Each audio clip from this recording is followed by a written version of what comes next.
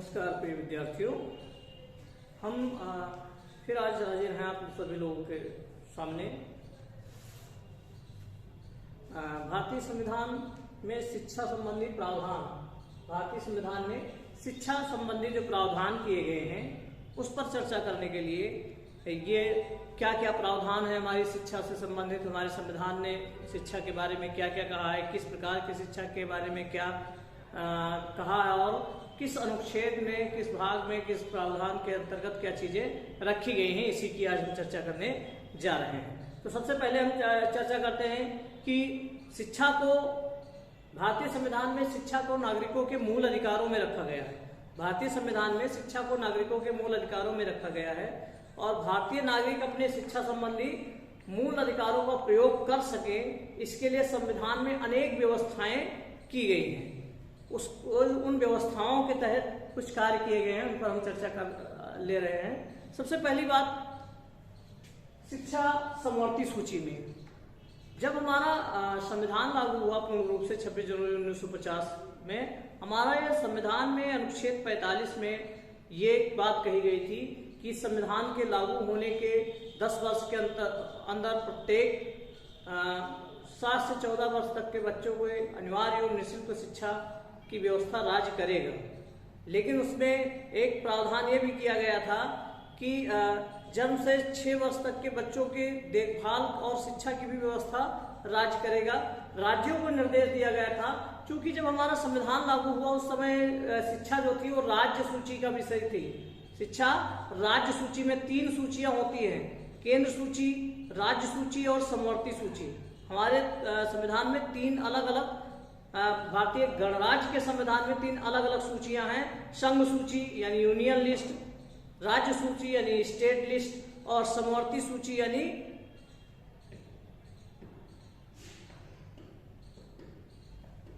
ये 3 सूचियां हैं। ठीक, 3 सूचियों में इसको रखा गया, संघ सूची, राज्य सूची और समवर्ती सूची। संघ सूची में वो विषय रखे गए जिस पर केंद्रीय सरकारों का अधिकार है कानून बनाने का। केंद्रीय सरकार चाहे उस पर कानून बना सकते हैं। तो जिन विषयों को केंद्रीय यानी संघ सूची में रखा गया उस पर अधिकार बनाना केवल केंद्रीय सरकारों के हाथ में होता है। लेकिन जिन विषयों को राज्य सूची में रखा गया उन पर अधिकार बनाने का, कानून बनाने का, अधिकार बनाने का काम जो होता है वो राज्यों को होता है, वो अधिकार राज्यों के पास है। लेकिन समवर्ती सूची में जो विषय रखे जाते हैं उस पे कानून बनाना, उसको पारित करना, लागू करना, ये अधिकार केंद्र और राज्य दोनों को है। समवर्ती सूची में जो विषय रखे गए हैं उन पर कानून बनाने का अधिकार राज्य और केंद्र दोनों को है। ठीक, केंद्र द्वारा बनाए गए कानून और राज्य द्वारा बनाए गए कानूनों में कोई विरोधाभास होता है, कोई ये होता है, तो केंद्र द्वारा बनाए गए कानून को मान्यता दी जाती है, माना जाता है। ठीक, शुरुआत में शिक्षा जो था वो राज्य सूची में था, लेकिन ये धीरे धीरे इसकी आवश्यकता बढ़ती गई और लोगों को इस बात का एहसास हुआ कि शिक्षा को अब समवर्ती सूची में लाना चाहिए। तो 42वें संविधान संशोधन 1976, 42वें संविधान संशोधन 1976 में 42वें संशोधन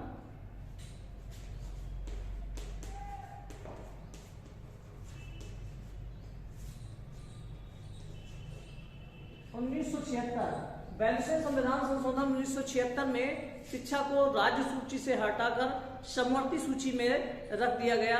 शिक्षा एक ऐसा विषय बना दिया गया जिसमें राज्य और केंद्र दोनों कानून बना सकते हैं और दोनों अपने अपने तरीके से शिक्षा को आगे बढ़ाने का कार्य कर सकते हैं। ये दोनों का संयुक्त उत्तरदायित्व सुनिश्चित कर दिया गया। तो जब से केंद्र और राज्य की दोनों की जिम्मेदारी शिक्षा को लेकर हो गई, तो अनेक प्रकार की केंद्रीय योजनाएं और राज्य सरकार की योजनाएं समय समय पर शिक्षा को आगे बढ़ाने के लिए, लोगों को से लाभान्वित करने के लिए चलाई गई। इसी का एक उदाहरण है कि 1986 राष्ट्रीय शिक्षा नीति 1986 में केंद्र स्तर पर नवोदय विद्यालयों की स्थापना की गई थी और भी अनेक प्रकार की योजनाएं राज्य सरकारें और केंद्र सरकारें मिलकर चला रही हैं। तो सबसे पहली बात यह है कि शिक्षा समवर्ती सूची में सम्मिलित किया गया। कब सम्मिलित किया गया? 42वें संविधान संशोधन 1976 में शिक्षा को राज्य सूची से हटाकर समवर्ती सूची में रख दिया गया। ये पहला प्रावधान है। फिर दूसरा है जन्म से 6 वर्ष तक के शिशुओं की देखभाल एवं शिक्षा की व्यवस्था। जन्म से 6 वर्ष तक के शिशुओं की देखभाल और शिक्षा की व्यवस्था की गई हमारे संविधान में, और ये किया गया संविधान के अनुच्छेद 45 में।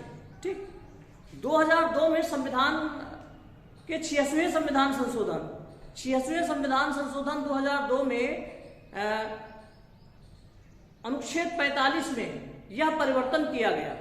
86वें संविधान संशोधन 2002 में अनुच्छेद 45 में यह परिवर्तन किया गया कि राज्य सभी बच्चों को जब तक की वह 6 वर्ष की आयु न प्राप्त हो जाए ना कर ले, बाल्यावस्था देखभाल और शिक्षा की व्यवस्था करेगा। यह अनुच्छेद 45 में कहा गया। यह संशोधन किया गया 86वें संविधान संशोधन 2002 में अनुच्छेद 45 में परिवर्तन किया गया और कहा गया कि राज्य सभी बच्चों को जब तक कि उनकी उम्र 6 वर्ष न हो जाए, उनकी आयु 6 वर्ष की न हो जाए, तब तक बाल्यावस्था की देखभाल और शिक्षा की व्यवस्था करेगा। ठीक, ये अनुच्छेद 45 में कहा गया जन्म से 6 वर्ष तक के लिए। फिर बात करते हैं तीसरा जो प्रावधान हुआ 6 से 14 वर्ष तक के बच्चों की अनिवार्य एवं निःशुल्क शिक्षा। 6 से 14 वर्ष, इसकी बहुत चर्चा होती है सभी के बीच में कि 6 से 14 वर्ष के बच्चों की अनिवार्य एवं निःशुल्क शिक्षा का प्रावधान। तो जब इसकी बात करते हैं तो इसकी बात सबसे पहले प्रारंभ में संविधान के अनुच्छेद 45 में यह घोषणा की गई थी कि राज्य संविधान के प्रारंभ होने के 10 वर्ष की कालावधि के अंदर सभी बालकों को 14 वर्ष तक की आयु समाप्ति तक निःशुल्क एवं अनिवार्य शिक्षा का प्रावधान करेगा, प्रयास करेगा। ऐसी चर्चा की गई थी। संविधान में राज्य से तात्पर्य केंद्र एवं प्रांतीय सरकारों तथा शासन तंत्र तीनों से था। ठीक, यह इस संवैधानिक निर्देश का ही प्रभाव है कि 6 से 14 वर्ष की आयु वर्ग के बच्चों की प्राथमिक एवं निःशुल्क अनिवार्य शिक्षा के लिए केंद्र हो चाहे राज्य हो चाहे समाज हो लगातार प्रयत्नशील है। इस दिशा में सबसे बड़ा कदम 86वां संविधान संशोधन 2002 86वां संविधान संशोधन अधिनियम 2002 में इसके अनुच्छेद 21A जोड़ा गया।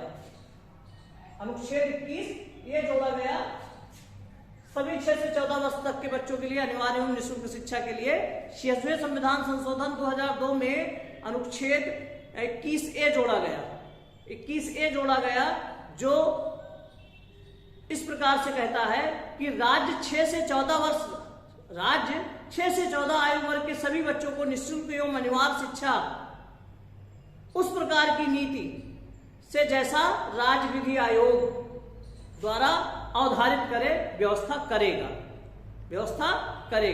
फिर से एक बार सुन लीजिए, अनुच्छेद 21A क्या कहता है कि राज्य 6 से 14 वर्ष के सभी बच्चों को निःशुल्क एवं अनिवार्य शिक्षा उस प्रकार की नीति से जैसा राज्य विधि द्वारा अवधारित करे की व्यवस्था करेगा।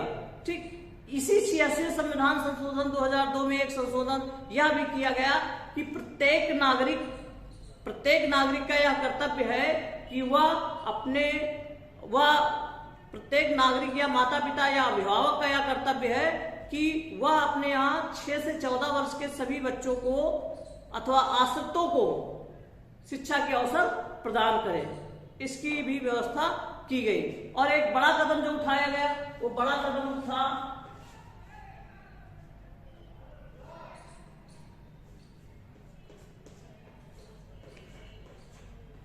RT 2009 राइट टू एजुकेशन, शिक्षा का अधिकार अधिनियम 2009 राइट टू एजुकेशन एक्ट 2009 पास कराया गया। और इसमें शिक्षा प्राप्त करने का मूल अधिकार है। और ये कहा गया इसमें कि 6 से 14 वर्ष के, ये जो शिक्षा का अधिकार अधिनियम 2009 है, इसमें कहा गया है 6 से 14 वर्ष के बच्चों को कक्षा 1 से लेकर 8 तक की निःशुल्क एवं अनिवार्य शिक्षा प्राप्त करने का मूल अधिकार है। सरकार ने 2010 में 1 अप्रैल 2010 से इसको कानूनी रूप देकर देश में लागू कर दी है। शिक्षा का अधिकार अधिनियम 2009 में संसद में पारित हुआ और 1 अप्रैल 2010 से इसको कानूनी प्रक्रिया के तहत पूरे देश में लागू कर दिया गया। ठीक, तो ये निःशुल्क एवं अनिवार्य शिक्षा था। ये कई बार परीक्षाओं में पूछा गया है, पीसीएस के एग्जाम में पूछा गया है, असिस्टेंट प्रोफेसर के एग्जाम में पूछा गया है और पीजीटी में पूछा गया है कि अनिवार्य एवं निःशुल्क शिक्षा का प्रावधान किस अनुच्छेद में किया गया।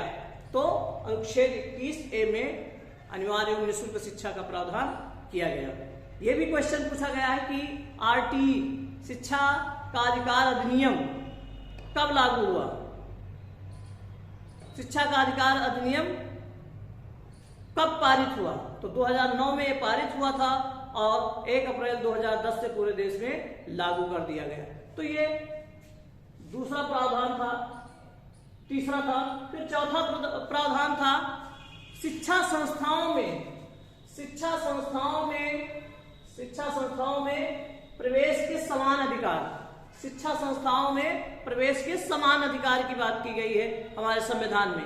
शिक्षा संस्थाओं में प्रवेश के समान अधिकार संविधान के अनुच्छेद 29(2) में यह व्यवस्था की गई है। संविधान के अनुच्छेद 29(2) में यह व्यवस्था की गई है कि राज्य द्वारा पोषित अथवा राज्य निधि से सहायता पाने वाली किसी भी शिक्षा संस्था में किसी भी नागरिक को धर्म, मूल, वंश, क्षेत्र, किसी भी प्रकार जात के आधार पर प्रवेश से वंचित नहीं किया जाएगा, उनको समान अवसर दिया जाएगा। वर्तमान में यह नियम वित्त विहीन विद्यालयों पर यानी स्व-वित्त पोषित विद्यालयों पर भी या मान्यता प्राप्त शिक्षा संस्थाओं पर भी लागू है। ठीक, और पब्लिक स्कूलों पे भी उसको लागू कर दिया गया है। तो शिक्षा संस्थाओं में बिना किसी जात, धर्म, क्षेत्र या वंश या अन्य मामलों के भेदभाव के आधार पर प्रवेश देना संविधान के अनुच्छेद 29(2) में इसकी चर्चा की गई है। फिर बात करते हैं स्त्री शिक्षा की विशेष व्यवस्था। स्त्री शिक्षा की विशेष व्यवस्था का प्रावधान अनुच्छेद 15(3) में। अनुच्छेद 15(3) में स्त्री शिक्षा के संदर्भ में संविधान में विशेष प्रावधान किया गया है। इस अनुच्छेद में किसी भी बात से राज्य की स्त्रियों और बालकों के लिए कोई उपबंध बनाने में कोई बाधा नहीं होगी। यानी कि अगर राज्य सरकारें बच्चों के लिए और स्त्रियों के लिए कोई विशेष प्रावधान करती हैं तो उसके खिलाफ कोई कोर्ट नहीं जा सकता है कि जाकर लड़के या पुरुष भी उसमें हस्तक्षेप कर दें कि हमको ऐसा क्यों अवसर नहीं दिया जा रहा है, बालिकाओं के लिए या बच्चों के लिए विशेष प्रावधान का लाभ हमको क्यों नहीं मिल रहा है। तो इसके लिए विशेष उपबंध किया गया है जिससे कोई बाधा ना आए उनके आगे बढ़ोतरी करने में। ठीक, तो ये फिर बात करते हैं जो पांचवी चीज है। छठी चीज है समाज के कमजोर वर्ग यानी अनुसूचित जात और अनुसूचित जनजाति के बच्चों के शिक्षा की विशेष व्यवस्था। समाज के कमजोर वर्ग यानी अनुसूचित जात और अनुसूचित जनजाति SC एंड ST शिक्षा की विशेष व्यवस्था। ये अनुच्छेद 46 में, आर्टिकल 46 में अनुच्छेद 46 में इसका प्रावधान किया गया है कि जो समाज के ऐसे वर्ग हैं। और सर्वप्रथम हम ये जान लें कि सर्वप्रथम अनुच्छेद 17 कई बार बहुत चर्चित है। अनुच्छेद 17 जो था इसमें अस्पृश्यता यानी छुआछूत को समाप्त किया गया।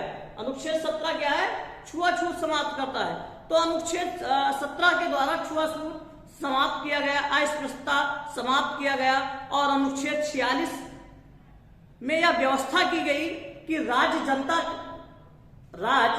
जनता के कमजोर वर्गों, राज्य जो है जनता के कमजोर वर्गों, विशेषता अनुसूचित जात, अनुसूचित जनजात या अन्य पिछड़े वर्गों के लिए शिक्षा का अर्थ संबंधी हितों की विशेष सावधानी से उन्नत करेगा। राज्य जनता के कमजोर वर्ग, एक सुन लीजिए, अनुच्छेद 46 क्या है? अनुच्छेद 46 में क्या व्यवस्था की गई है कि राज्य जनता के कमजोर वर्गों, विशेषता अनुसूचित जातियों और अनुसूचित जनजातियों की शिक्षा तथा अर्थ संबंधी हितों की विशेष सावधानी से उन्नत करेगा और सामाजिक अन्याय और सब प्रकार के शोषण से उनका संरक्षण करेगा। अनुच्छेद 46, ठीक, संरक्षण करेगा। वर्तमान में प्राथमिक स्तर पर कमजोर वर्गों के सभी बच्चों को निःशुल्क शिक्षा के साथ पुस्तकें भी उपलब्ध कराई जाती है, दी जाती है और साथ ही छात्रवृत्तियों का भी प्रावधान किया गया है और विशेष प्रकार के आरक्षण का भी प्रावधान किया गया है। तो ये समाज के कमजोर वर्ग SC ST के बच्चों की विशेष शिक्षा की विशेष व्यवस्था अनुच्छेद 46 में की गई है। एक बार पुनः सुन लें, अनुच्छेद 46 क्या है? अनुच्छेद 46 क्या है?